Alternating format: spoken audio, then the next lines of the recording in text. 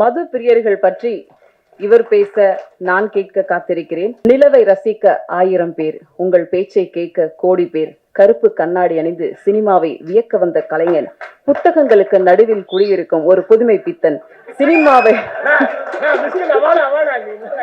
சினிமாவை எப்படி நேசிக்க வேண்டும் என்று கட்டி அணைத்து கற்பித்து வரும் எனதருமை நண்பன், இயக்குனர், மாபெரும் நடிகர் மிஷ்கின் அவர்களை பேச அழைக்கிறோம்.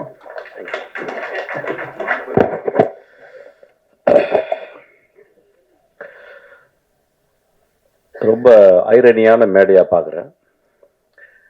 வெற்றிமாறனையும் அமீரன் தவிர இங்க எல்லாருமே குடிக்காரர்கள். அதுவும் ஜான் விஜய் இப்போதான் என்ட்ரி கொடுத்தான். அந்த படம் பார்த்துட்டு என்ன சொன்னா இன்டர்வல்ல, அண்ணன் படம் முடிச்சுட்டு எங்கன்னா போகலாம் அப்படின்னு கேட்டேன்.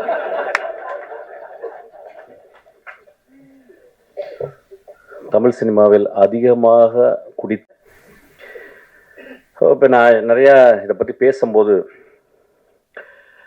ஒரு ஐடியா ஒன்று வருது. எப்படின்னா இந்த படம் ஒரு அடிக்ஷனை பற்றி படம் அப்படின்னு சொல்லிட்டு, இப்போ எனக்கு அப்படி ஒரு இன்டர்பிரேஷனாக நான் அப்படி பார்க்கல. ஏன்னா தினகரை நான் இந்த படம் பார்க்கும்போது ஒரு ஒன் ஆஃப் த ஃபைனஸ்ட் ரைட்டராக நான் பார்த்துருக்கேன். So any finest writer will not talk loudly. மேலே ஒன்று இருக்கும், ஆனால் கீழே சப்டெக்ஸ்டில் ஒரு கதை சொல்லுவான்.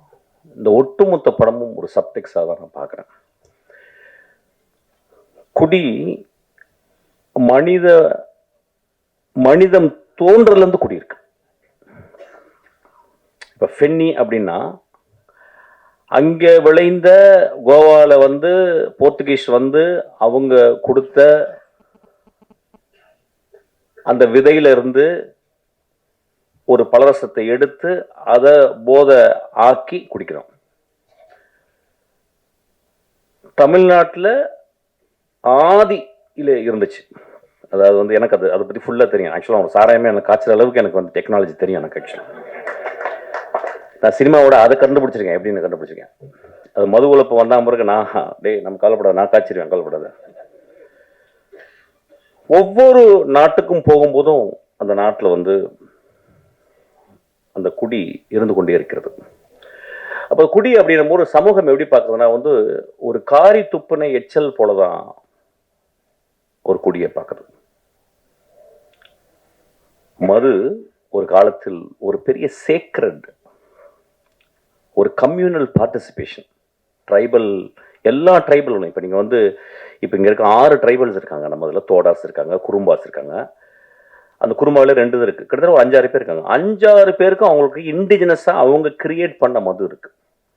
ஆனால் அந்த மதுவை எப்போ குடிக்கிறாங்க அப்படின்னா, ஒரு வருடத்துக்கு 4 நாட்கள் 5 நாட்கள் அவங்களுடைய கடவுள் வழிபாடு. அப்போ அந்த வழிபாட்டுக்கு படைக்கிறது மாமிசத்தை படைத்து மதுவையும் படைத்து மதுவை குடித்து மாமிசம் சாப்பிட்டு விட்டு அன்று முழுதும் ஆடி களைத்து விட்டு அதை மறந்து விட்டு திரும்பி காட்டுக்குள்ள வேட்டையாட போறாங்க. நாகரிகம் வளர்ந்த பிறகு அதை நம்ம அது சொசைட்டலா நம்ம கன்வெர்ட் பண்ணிக்கிறோம். ரோமானியர்கள் அவ்வளவு குடியிலே இருந்ததாங்க. முகலாய நம்ம ஹிஸ்டரி ஆஃப் முகல் எம்பையர்ஸை பார்க்கும்போது சில பேர் ரொம்ப ரொம்ப ஸ்ட்ரிக்டா அப்ஸ்டேனா அவுரங்கசீப் மாதிரி இருந்தாங்க. சில பேர் இன்டெல்ஜ் பண்ணாங்க. ஸோ உலகம் ஃபுல்லா பிரிட்டிஷர்ஸ். நீங்க வைன் செல்லாரை பார்த்தீங்கன்னா, பிரிட்டன்ல போய் பார்த்தீங்கன்னா, ஒரு வீட்டில் அவனுக்கு கோடி ரூபாய் பேங்க்ல இருக்கோ இல்லையோ, கோடி ரூபாய்க்கு ஒர்த்தான வைனை அவன் செல்லர்ல வைக்கிறான். சில நேரங்களில் அவன் காசு இல்லாத போது அந்த வைனை கொடுத்து எனக்கு காசு கொடுன்னு சொல்லி வாங்கிக்கிறான். ஸோ இன்வெஸ்ட்மெண்ட்டாகவே அந்த வைனை ஆக்கிக்கிறான். ஒரு ஸ்காட்லாண்டு முழுதும் விஸ்கி இருக்கு. ஸ்காட்லாந்து முழுதும் நான் போகும்போதும் தேடி தேடி தேடி டெலவேர் எல்லா இடத்துலையும் போகும்போதும் அங்கே ஒரு விதமாக மது இல்லாத இடமே இல்லை. மனிதனுக்கு மது தேவைப்படுது சில நேரங்கள்ல. ஆனா நான் ஆரம்பிக்கும் போது இந்த படத்தை பத்தி பேசுறதுக்கு இப்படிதான் ஆரம்பிக்கணும்னு இப்ப நினைக்கிறேன். நானும் மதுவை விரும்பி நேசித்து குடிப்பவன். ஆனால் ஒரு நாள் கூட அந்த மது என்னையை கண்ட்ரோல் பண்ணதில்லை. அந்த மதுவை குடிக்கும் பொழுது ஒரு என்னைய பொறுத்தல நான் அசிஸ்டன்ட் டைரக்டர் வந்து எப்படின்னா சாராய கடைக்கு போகும்போது அசிஸ்டன்ட் டைரக்டர் இருக்கும்போது ஒரு குவார்ட்டர் வாங்குற காசு இருக்கும், மோஸ்ட்லி ஓல்டு மங்கு, 2 டாட்டாஸ் கொசுவத்தியோடு உள்ளே போவேன். என்னை பேச ஆரம்பிச்சபோது சினிமா பேச ஆரம்பிச்சிடும். சிவாஜி பேசுவோம், பாலச்சந்தர் பேசுவோம், பாரதராஜாவை பேசுவோம், இளையராஜாவை பாடுவோம். ஸோ எங்களுக்கு பெரிய கான்ஃப்ளிக்ட் யாருன்னு கேட்டால் அந்த கொசுத்தல் தான். ஸோ எங்கள் பக்கத்தில் 2 கொசுவத்தி எரியும், ஒரே ஒரு குவார்ட்டரை ஓப்பன் பண்ணி அடிக்க ஆரம்பிப்போம், பேச ஆரம்பிப்போம். அப்புறம் நான் பாட ஆரம்பிப்பேன். எங்கேருந்தோ ஒரு குவார்ட்டர் வந்துடும் எனக்கு, நான் பாட ஆரம்பித்தேன். பிறகு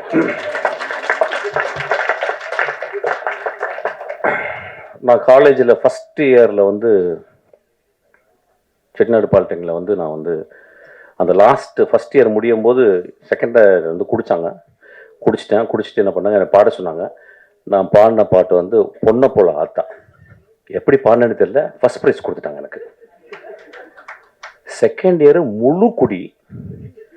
டேய் நீ என்ன பாடல, அப்படியா? அவன் போய் பாடினேன். அந்த பாட்டு அதே பாட்டு தான் போன பொண்ணை போல ஆத்தா, ஃபஸ்ட் ப்ரைஸு. தேர்ட் இயரும் அதே பாட்டு ஃபுல் குடி, ஃபஸ்ட் ப்ரைஸு. ரொம்ப ரொம்ப ரொம்ப கேர்ஃபுல்லாக இங்கே இருக்கணும். எப்படின்னா என்னுடைய குடி இருக்கும் பொழுதும் எனக்கு இப்போ வாழ்க்கை சந்தோஷமாகவும் ஹோப்பாகவும் இருந்து கொண்டே இருந்தது. இந்த படம் அவன் என்ன சொல்லியிருக்கான்னு எனக்கு தெரியல. அது வந்து I have to go deeply into, I don't want to go because it's my interpretation is very important. குடி கதை சாப்பிங்க, போர் அடிக்குது. கதை சார் அண்ணா கதை சாப்பிடுங்க, அங்கே யாரும் குடிச்சிட்டு இருக்காங்க.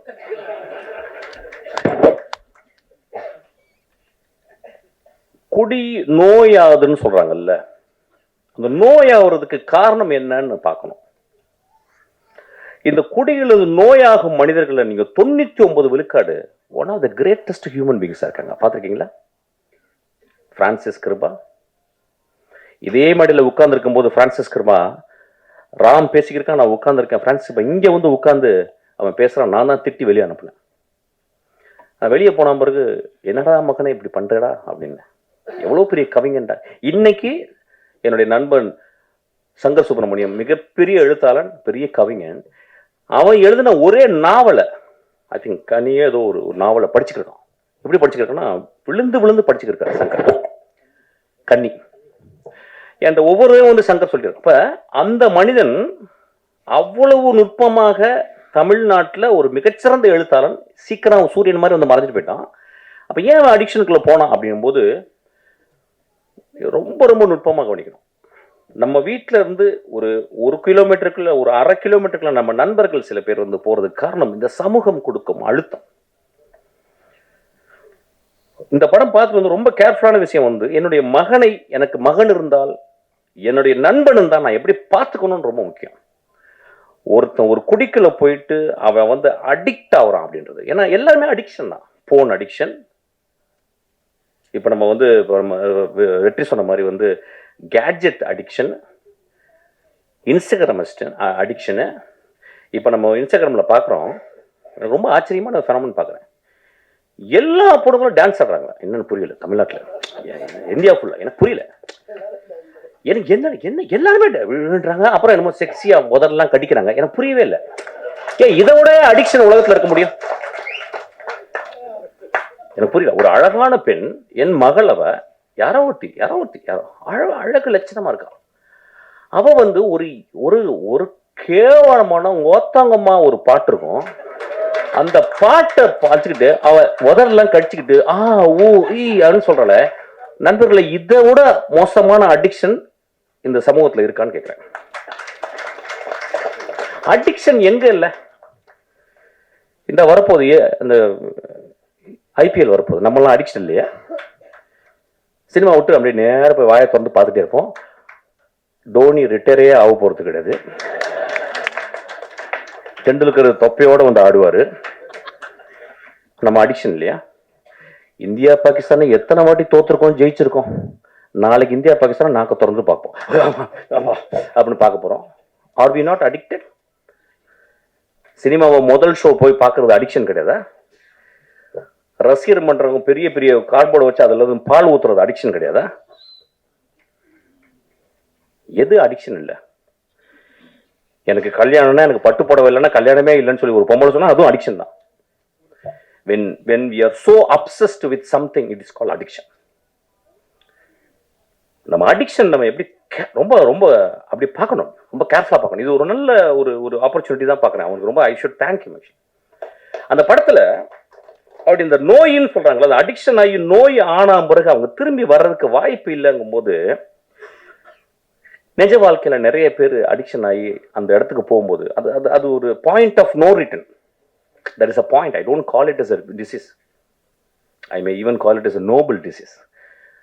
நான் பார்த்துருக்கேன் ஒரு குடிகாரன், ரொம்ப ரேரஸ்ட் தான். அவன் வந்து யாராவது போய் பொறுக்கி பசங்க குடிச்சிட்டு அடிப்பாங்க. ஆனால் ஒரு வீட்டில் 2 குழந்தைகள், பெண் குழந்தைகள் இருந்து, ஒரு அழகான பெண் இருந்து, அம்மா இருந்து, அவன் குடிச்சிட்டு போய் வீட்டில் கிடக்கிறான். நான் நிறைய பேர் பார்த்துருக்கேன்.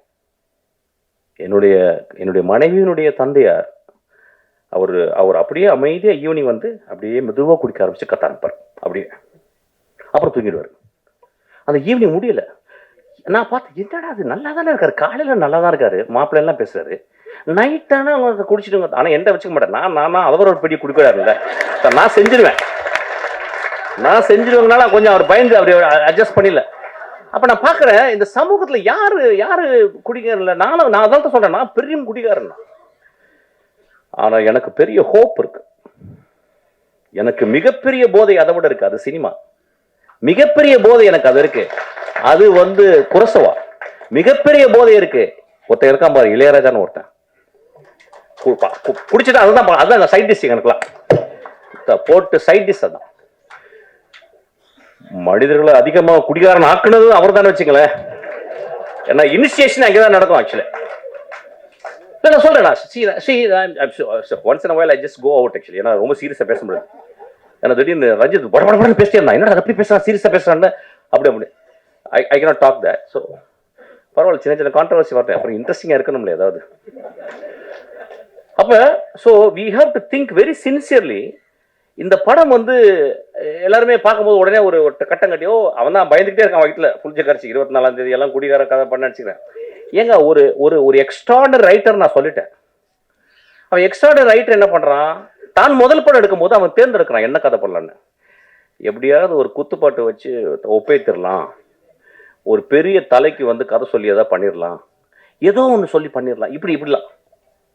அவன் தன் சமூகத்தையும் தான் வாழ்ந்த இடத்தையும் அவன் சேகரித்த அந்த ஆர்ட் மூலியமா உத்துப்பாக்க தெரிஞ்ச எல்லா விஷயங்களையும் கம்பைல் பண்ணிட்டு யோசிக்கிறான். அவனுக்கு வந்திருக்கும், ஏன் ஒரு மனிதன் குடியால் பாதிக்கப்பட்ட ஒரு மனிதனை நான் புரோட்டாகனிஸ்டாக, நான் ஒரு கதாநாயகன் நான் ஏன் சொல்ல வேண்டும் அப்படின்னா, இந்த பாயிண்ட் ஆஃப் நோ ரிட்டர்னுக்கு போன மனிதர்கள் இருக்காங்க பாருங்க. இப்ப பாருங்க, அந்த நான் சொன்ன அந்த பிரான்சிஸ் கிருபா, அவன் அந்த பாயிண்ட் ஆஃப் நோ ரிட்டர்ன் போய் வர முடியல. 99 விழுக்காடு அந்த இடத்துக்கு போன பிறகு அவங்களாம் வர முடியல. ஸோ ஒரு குடிகாரர்கள் ஆகுவதற்கு மிகப்பெரிய காரணம் ஒன்றும் இல்லை, கனடா நாட்டில் ஃபர்ஸ்ட் நேஷன்ஸ் அங்கே இருந்த மனிதர்கள், அமெரிக்கா நாட்டினுடைய அங்கே இருந்த செவ்விந்தியர்களை நம்ம போயிட்டு கொன்று இழுத்து அவங்கள ரோட்டில் விட்டுட்டு குடியை வாங்கி கொடுத்தோம். அவன் நிலத்துல மரங்களோடையும் பறவைகளோடையும் நிலத்துலையும் வாழ்ந்த மனிதனை அவன் நிலத்தை பறிச்சுக்கிட்டு, எப்படி வெள்ளைக்காரன் வந்து நம்ம நிலத்தை பறிச்சான் பாருங்க, பறிச்சுட்டு அவனுக்கு குடியை வாங்கி கொடுத்தோம். நண்பர்களே, நீங்க கனடா போனீங்கன்னா இங்க என்ன ட்ரிபிள்ஏ இருக்கு, அங்கே அவ்வளவு ரீஹாப் சென்டர்ஸ் இருக்கு. காலையில 7 மணிக்கு 5 மணிக்கெல்லாம் அந்த குளிர்லையும் அவங்க குடிச்சிட்டு ரோட்ல கிடப்பாங்க. பனியில கிடக்கிற ஆளுங்க நான் பார்த்துருக்கேன். ஏன் வந்துச்சுன்னு நம்ம பார்க்கணும்.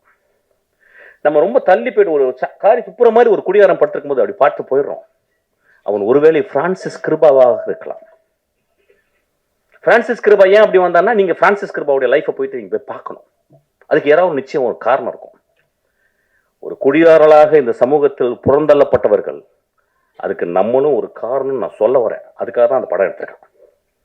அந்த படத்தினுடைய முதல் பகுதியில் வந்து ஒரு கதைக்கு தேவையான எஸ்டாப்ளிஷ்மெண்ட் மட்டும் அவன் பண்ணியிருக்கான். அவன் அது ரொம்ப போக முடியல.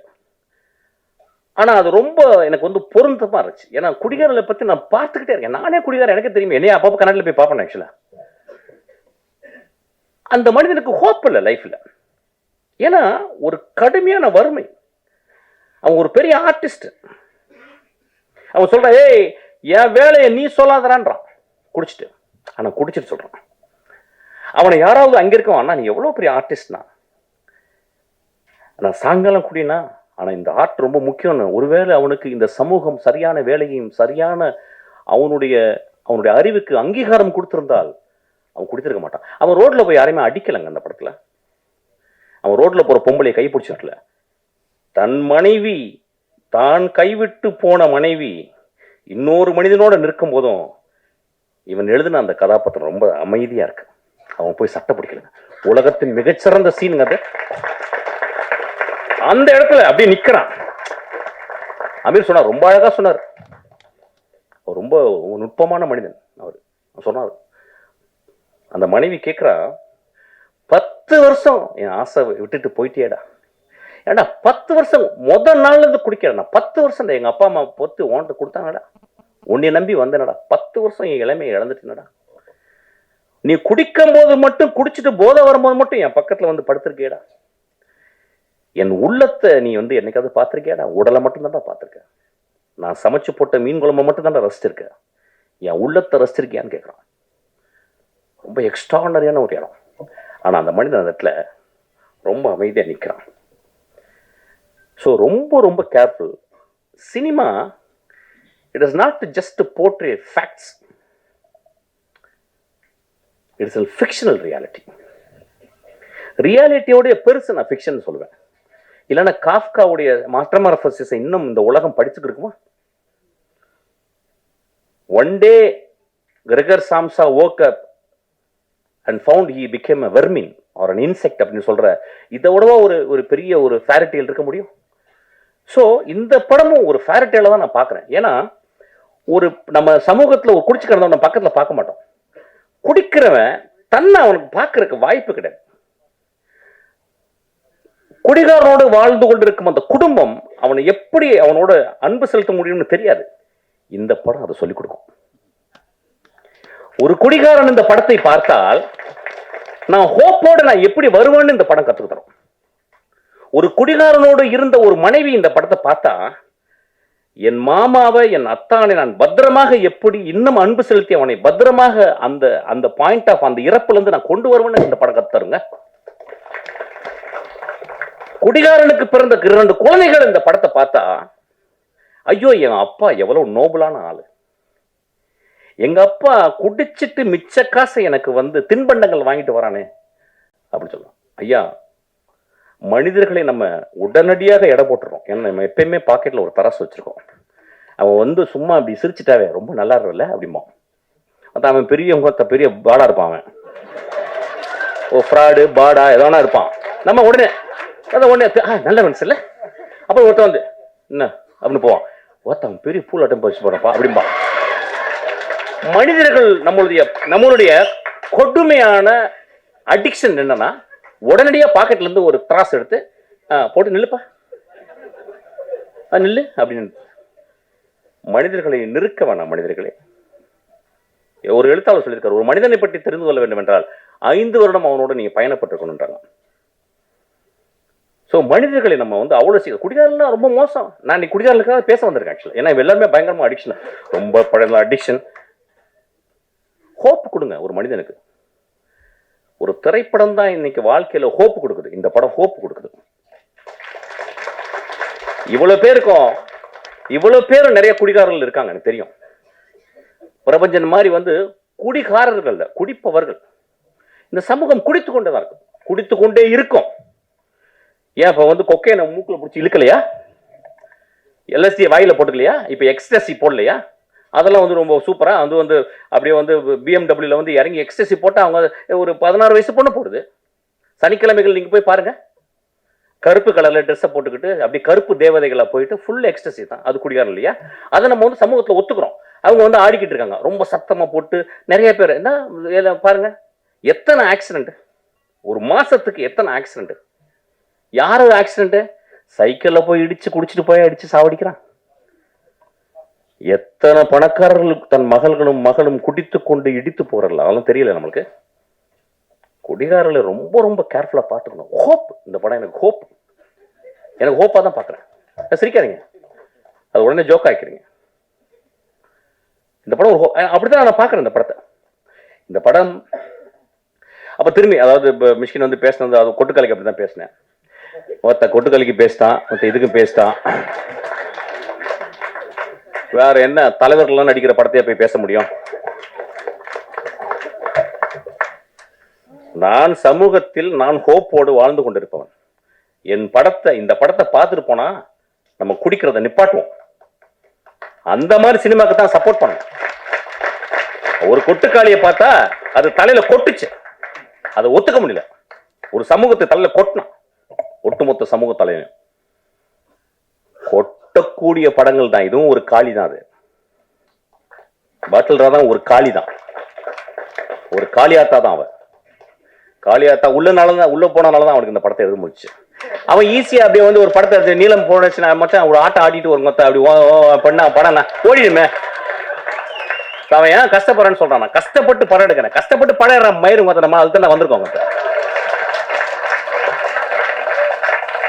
இன்னும் போகும்போது கையில 2 பாட்டில் 2 வந்து ஊதுபத்தி எல்லாம் வச்சுட்டா உள்ள போறோம். போன அப்படியே தான் எங்க அப்பா போனார், பார்த்தேன் அப்படியே வாய் ஆன் திறந்தே போனார். ஆக்சுவலா அங்கேயும் மண்ணு உள்ள போயிடுச்சு. ரைட், அங்கேயும் போகும்போது கத்துறான் எங்க அப்பா. நண்பர்களே, சினிமா ரொம்ப ரொம்ப அவசியம். ஏன் சொல்ல வரேன்னா, இதை வந்து ஒரு ஒர்க் ஆஃப் ஆர்ட். இப்போ வந்து சோமசுந்தரத்தை பத்தி நான் பேசணும்னு ஆசைப்படுறேன். இப்ப நம்ம நிறைய பேர் வந்து ஆக்டிங் பத்தி பயங்கரமா பேசுவோம். என்ன நடிச்சுட்டாருப்பா, என்ன. இந்த படத்தை ஏன் தெரியுமா பார்க்கணும்? ஒரு ஒர்க் ஆஃப் ஆர்ட்டை நீங்க பார்க்கணும். எப்படி ஒரு நடிகன், சோமசுந்தரம் பத்தி எனக்கு தெரியும், ரொம்ப மிதமான மனிதர். அதாவது காணாம போயிடும். ஒரு படம் நடிப்பாரு, அப்படியே திருவண்ணாமலை போய் காணாம போயிடும். அது எந்த பக்கம் போறாருன்னு தெரியல, இருக்கிறாருன்னு தெரியல. அவ்வளவு அசோசியா ஃபீல் பண்றாரு. சமூகத்துல தான் ஒரு செலிபிரிட்டின்னு காட்டிக்கிறது. அவன் தான் மிகப்பெரிய செலிபிரிட்டி. ஒரு வாழும் கலைஞன், ஒரு நெஜ கலைஞன். அவன் போய் தன்னை அழிச்சுக்கிறான். இதை முடிச்சுட்டு அவன் அழிச்சுக்கிறான். இந்த படத்துல நிறைய ஸ்டான்லி சார் ஸ்கூல்ல முதல் முதல் முதல் முதல் கிளாஸ் எப்படி எடுப்பாங்க, ஒரு கிளாஸை கையில கொடுத்துட்டு குடிகாரன் மாதிரி நடிப்பாங்க. இப்ப நம்ம ஊர்ல உடனே நம்ம இன்ஸ்டாகிராம்ல நம்ம எல்லாருமே ஆக்டர். இப்ப பிறந்தவங்க எல்லாருமே ஆக்ட் பண்ணி ஆகணும் ஒரு படத்துல. அந்த மாதிரி ஆயிடுச்சு. ஒரு காலத்துல வந்து ஒரு 5 வருஷம் முன்னாடி ஷார்ட் பிலிம் எடுக்கணும், ஷார்ட் பிலிம் எடுத்தா தான் கட்ட வேகுன்ற மாதிரி ஆயிடுச்சு. இப்ப எல்லாம் நடிச்சா தான் கட்ட வேகம் ஆயிடுச்சு. இந்த சமூகத்துல வந்து நடிப்பு அப்படின்றது அவ்வளவு எளிது. கண்ணாடி முன்னாடி அழுது பார்த்தேன்னு வச்சுக்கோங்க, பக்கத்துல அம்மா சொன்னாங்க, டே நீ என்ன நடிக்கிறடா. தெரிஞ்ச ஒரு நண்பர்கள், ஹஸ்பண்ட் ஒய்ஃபு, அறிவானவங்க. ஹஸ்பண்ட் வந்து பெரிய இன்ஜினியரு, அம்மா வந்து அவங்களும் இன்ஜினியரு. அவங்க என்ன சொல்றாங்க, அவங்க பையன் சின்ன பையன், சார் இந்த பையன் நல்லா நடிக்கிறான் சார். நாங்கள் ஏன் மேடம் நடிக்கணும், சும்மா இருக்கும்போது ஏன் நடிக்கணும், ஏதாவது கேரக்டர் கொடுத்தா தான் நடிக்கணும், சும்மா இருக்கும்போது ஏன் அவங்க சொல்றாங்க. எப்படி ப்ராக்டிஸ், இப்போ பாருங்க நடிக்கிறேன் பாருங்க. டேய் தம்பி அழுகுனவனே அவன் அழுது கட்டுறான் அப்படின்னு. ஓத்தா எனக்கு ஏதாவது வச்சு உம்மான வாயில பிடிக்கும் போது. சமூகம் எப்படி இருக்கு பாருங்க. அதாவது இன்ஸ்டாகிராம் துறந்தா நடிக்கிறான். என்ன புரியலையா? ஒரு ஆர்டிஸ்ட் பாருங்க, அவனை அந்த படம் இதுக்காகவே பாருங்க. ஏன் அந்த பாப்பாவையும் சோமசுந்தரத்தையும் பார்க்கணும், அஞ்சனால அவங்க பேரு. ஏன் நீங்க வந்து பார்க்கணும் அப்படின்னா, சோமசுந்தரத்தை ஒரு சீன்ல குடிச்சிட்டு தண்ணியில கிடக்குறாரு, ஒரு நண்பன் வந்து தூக்குறான். அவர் அது கேமரா மேல இருந்து டாப் ஆங்கிள் கொஞ்சம் ஒரு 3/4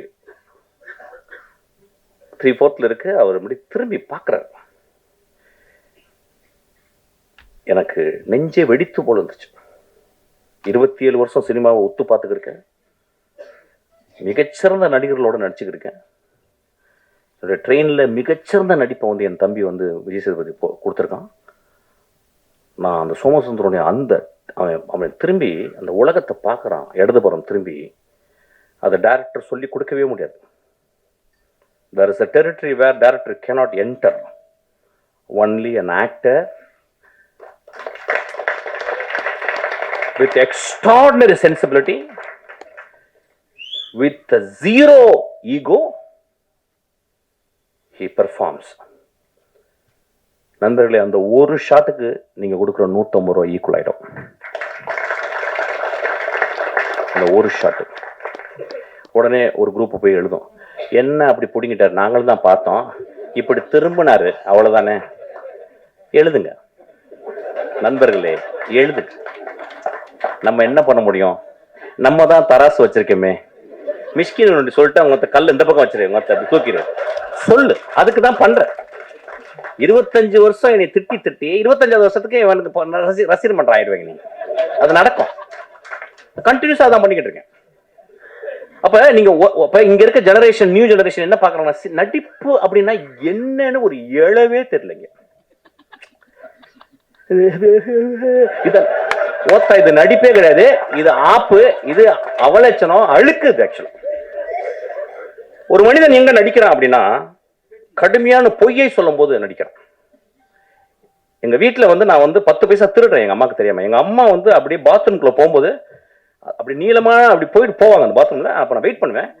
அந்த டேபிள்ல அந்த செம்பு இருக்கும், ஒரு வெள்ளியில செம்பு இருக்கும். நான் அம்மா உள்ள போறோன்னு கையை விட்டு அப்படி எடுப்பேன். அதுக்காக வெயிட் பண்ணிட்டே இருப்பேன். பட்டப்படன்னு இருக்கும். எடுத்து 20 நாள் சக்சஸ். ஆக்சுவலி 21 நாள் போனவன் வெளியே வந்துட்டான். அப்படியே போனா அப்படியே கையை விட்டு கீழே உழுந்து கீழே அடி அப்படியே நிக்கிறேன். எங்க அம்மாக்கு தெரியல, என்னடா பண்ண அப்படின்னாங்க. அப்படின்னு நடிப்பு, ஒரு நடிப்பு எவ்வளவு கஷ்டம் பாருங்க. அப்ப நான் எங்க அம்மாட்ட நடிக்கிறேன். இல்லம்மா நான் திருடவே இல்லமான்ட்டேன். எங்க அம்மா கண்டுபிடிச்சு. எங்க அம்மாக்கு தெரியல ஆக்சுவலா நான் என்ன பண்ணேன். நான் திருடவே இல்லைன்ட்டேன். எங்க அம்மா நான் திருடவே இல்லப்பா அப்படின்ட்டேன். என்ன பண்ணாங்க, ஒரு தீக்குச்சி எடுத்து பத்த வச்சு, இங்கே பத்த வச்சு அழிச்சு இப்படி தொட்டாங்க. எங்க அம்மா சொல்லி கொடுத்ததுனால நீ நல்ல நடிகன் நல்ல அப்படின்னு சொல்லிட்டு. ஒரு நடிகன் அப்படின்றவன் வாழ்நாள் முழுவதும் அவன் ஒரு தியேட்டர் பேக்ட்ராப்ல, அதுக்கு பின்னாடி முத்துசாமி அப்படின்னு சொல்லி ஒரு பெரிய கலைஞன் இருக்கான். முத்துசாமி ஒரு மிகச்சிறந்த சிறுகதைகள் எழுதியிருக்காரு. ஒரு வாழ்ந்த ஒரு பெரிய ஒரு இந்தியாவினுடைய ஸ்டான்லி ஸ்டாபிஸ்கி அவரு. அப்ப அங்க இருந்து அவன் நுட்பத்தை பார்த்து பார்த்து பார்த்து வந்திருக்கான்.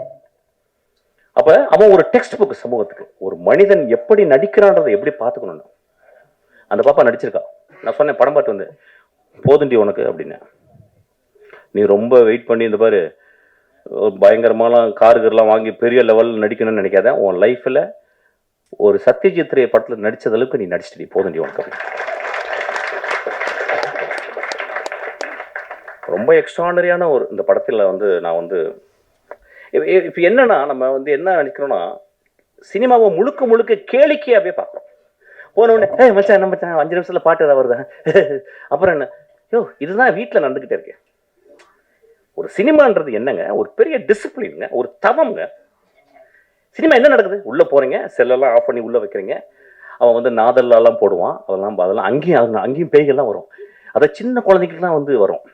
சின்ன குழந்தை இதெல்லாம் முடிச்சுட்டு அதுக்கப்புறம் சிகரெட் பிடிக்காதீங்க, அது பிடிக்காத 2 நிமிஷம் வரும். எதுக்கு போடுறாங்கன்னு எனக்கு தெரியல. ஆக்சுவலா சிகரெட்டை நிப்பாட்டினா முடிக்க போகுது. ஒரே ஒரு வார்த்தை சிகரெட் நிப்பாட்டினா முடிஞ்சு போச்சு கதை. படம் ஃபுல்லா சிகரெட். அவன் நான் என் படத்துல யாராவது குடிச்சாங்கன்னா கீழே புகை பிடிக்காதுக்கு உடனே கெடுது. எவ்வளவு போரா இருக்குங்க. உடம்புட்டு தெரியுமே, அதை விட்டாதான் பண்ண பரவாயில்ல என்னப்ப. அப்பதான் போட்டு ஒரு படத்துக்குள்ள போகும்போது ஒரு மனிதன் அவன் காட்டுறான். ஒரு என்ன அழகான ஒரு டிரான்ஸ்ஃபர்மேஷனான ஒரு இடம் சினிமா.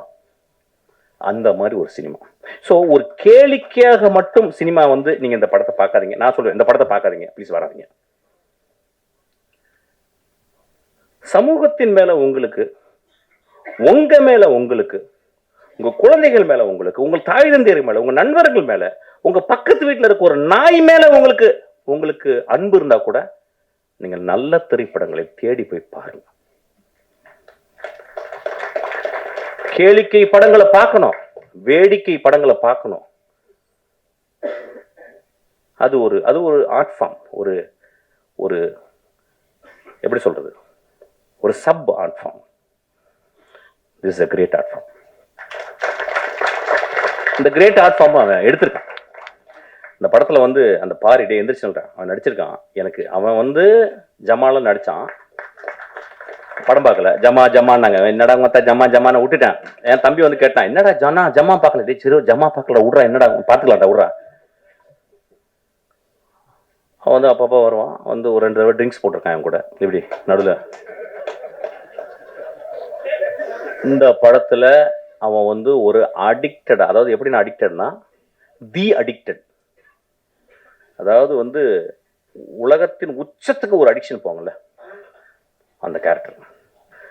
அந்த அந்த கேரக்டர் நான் பார்த்துட்டு, அவன் வந்து உடல் மொழி டேரக்டர் வாங்கியிருக்கான், முக பாவனைகள் எல்லாமே அவன் வெளியிட்டிருக்கான், எவ்ரி இன்ஸ்ட்ரக்ஷன்ஸ், அதாவது அந்த அந்த ஒரு கேரக்டரை பார்க்கறதுக்கு நீங்கள் 4 வாட்டி இந்த படத்தை பார்க்கலாம். அதாவது ஒரு கடைசியில் வந்துட்டு போகிற ஒரு character, what a beautifully etched, what a beautifully written character, what a beautifully directed character, beautiful, very proud of you. ஆனால் கொஞ்சம் தாடி எடு, ஆக்சுவலாக போர் அடிக்குது. அன்னைக்கு தாடி எடுக்க சொன்னேன் ஆக்சுவலாக. அது ஒரு படி பெரிய டேரக்டர் மாதிரி இப்படி தடவிட்டு, எட்ரா அழகாக தானே இருக்கு மூஞ்சி, உட்காரடே. சச் அ ஃபென்டாபுலஸ் எக்ஸ்பீரியன்ஸ் இந்த படத்தை நான் பார்த்தது. இப்போ இந்த படத்தை பார்க்கும்போது நான் அப்படிதான் சொன்னேன், எப்பயுமே ஒரு மேடையில் வந்து பேசும்போது இந்த படம் நல்லா இருந்துச்சு, இந்த படத்தை ஒரு பார்த்தீங்கன்னா நல்லா இருக்கு அப்படின்னு போனேன்னு வச்சுங்களேன், அதுக்கு நான் அங்கேயாவது போய் பாத்ரூமில் போய் எங்கேயாவது வலிக்கு விழுந்திருக்கலாம் ஆக்சுவலாக. So I really want to tell something, it's a beautiful movie. எனக்கு என்னன்னா 2025களில் இந்த வர்ற நெக்ஸ்ட் ஜெனரேஷன் ரொம்ப நுட்பமாக தெரிஞ்சிச்சு. ஏன்னா அந்த 75-80 வருடம் சினிமாவை பார்த்து புளிச்சு போன புளி ஏப்பம் தெரியும் சொல்லுவாங்க, புளிச்ச ஏப்பன்னு சொல்லுவாங்கல்ல, அந்த புளிச்ச ஏப்பம் தான் எல்லாமே. இப்போ நானும் வெற்றிமாறன் நமீர்லாம் மறந்துக்கிட்டு இருக்கோம் என்ன பண்ணுறது அப்படின்னு, ஆனால் பண்ணிக்கிட்டே இருக்கோம். ஏன்னா எங்களுக்கு வந்து ரைட்டர்ஸ் ஹெல்ப் பண்ணிக்கிட்டே இருக்காங்க, எங்களுடைய ஆத்தர்ஸ் எங்களுக்கு வந்து எப்பயுமே ஹோப் கொடுத்துட்டே இருக்காங்க. இப்போ இன்னைக்கு வர்ற ஆளுங்க தே taking beautiful movies, extraordinary movies. இந்த படம் தமிழ் சினிமாவில் வந்து இந்த படத்தை போய் நீங்கள் போயிட்டு நீங்கள் வந்து தரசு எடுத்துகிட்டு போயிட்டு, இந்த ஃபர்ஸ்ட் ரீல் நல்லா இருந்துச்சு, செகண்ட் ரீல் நல்லா இருந்துச்சு, தேர்ட் ரீல், அந்த படத்தில் வந்து அந்த ரீஹாப் சென்டரில் நடக்கிற அவுட்ஸ்டாண்டிங் காமெடி நீங்கள் இது தமிழ் சினிமாவில் பார்த்துக்க மாட்டீங்க. அந்த மனிதர் எங்க அவர் யார், எங்கள் பேர் சார் இருந்தீங்க சார், ரொம்ப பியூட்டிஃபுல். உங்களை தான் சார் மாறன், என்ன பெர்ஃபார்மன்ஸ், என்ன பெர்ஃபார்மன்ஸ், ஒரு பெரிய கிளாப் கொடுங்க.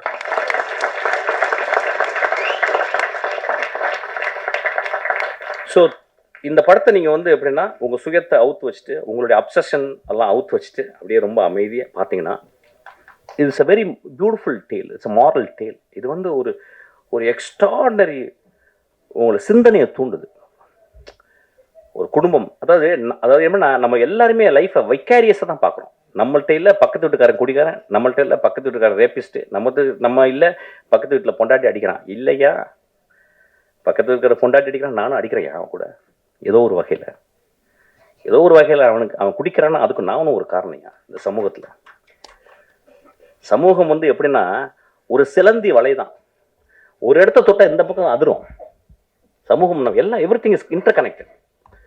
இந்த படம் ஒரு எக்ஸ்ட்ராடனரி படம், இந்த படம் பாருங்க. I am very proud to see this film. ஒரு ஒரு ரொம்ப நான் பார்த்தேன், ரொம்ப சந்தோஷப்பட்டேன். விமர்சனம்லாம் நீங்கள் பண்ணுவீங்க, நீங்கள் வழக்கம் போல் பண்ணுவீங்க. ஒரு குவார்டர் அடிச்சுட்டு போய் பாருங்கள் படத்தை ஆக்சுவலாக. அப்படி விமர்சனம் பண்ணணும்னு நினச்சிங்கன்னா, இல்லை சும்மா போய் பார்த்து ஒரு குவார்டர் வெளியே வந்து அடிங்க ஆக்சுவலாக. இது ஒரு விளையாட்டுக்கு தான் சொன்னேன். ரொம்ப ஒரு ஜென்யூனான படம். ரொம்ப ஒரு ஆழ்மனத்துலேருந்து ஒரு இளைஞன், ஒரு குழந்தை எடுத்திருக்கான். அவன் இன்னும் தமிழ் சினிமாவில் அவன் உயிரோடு இருக்க வரைக்கும் அவன் நல்ல படங்கள் பண்ணுவான்.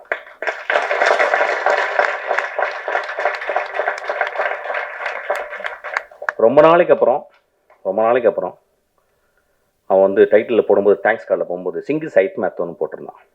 நான் அப்படியே ஷாக் ஆச்சு உடம்பு. ஒரு சிங்கிஸ் ஐட் மேத்தோவை படித்தவன் மட்டும்தான் அந்த சமூகத்தை அவ்வளவு நேசிக்க முடியும். ஒரு சிங்கிஸ் ஐட் மேத்தோவை படித்தவன் மட்டும்தான் ஒரு மனிதர்களை எப்படி உற்று பார்க்க முடியும்னு அவன் கற்றுக்கான். அவன் பெரும் கலைஞன், அவன் கற்றுக்கிட்டான். டால்ஸ்டாய், டாஸ்டாவஸ்கி ஒரு படி மேலே போனவன் அவன் ஆக்சுவலாக. சிங்கிஸ் ஐட் மேத்தோ, நாங்கள்லாம் சிங்கிஸ் ஐட் மேத்தோ முதல் ஆசிரியனோ இல்லை குல்சாரியோ அல்லது ஜமீலாவோ படிக்காமல் நான்லாம் இன்னைக்கு இந்த மேடல் இருந்துக்க வாய்ப்பே இல்லை. ஸோ அவனை அந்த பார்த்த உடனே எனக்கு அவ்வளோ சந்தோஷம், எனக்கு ரொம்ப ப்ரௌடாக ஃபீல் பண்ணேன்.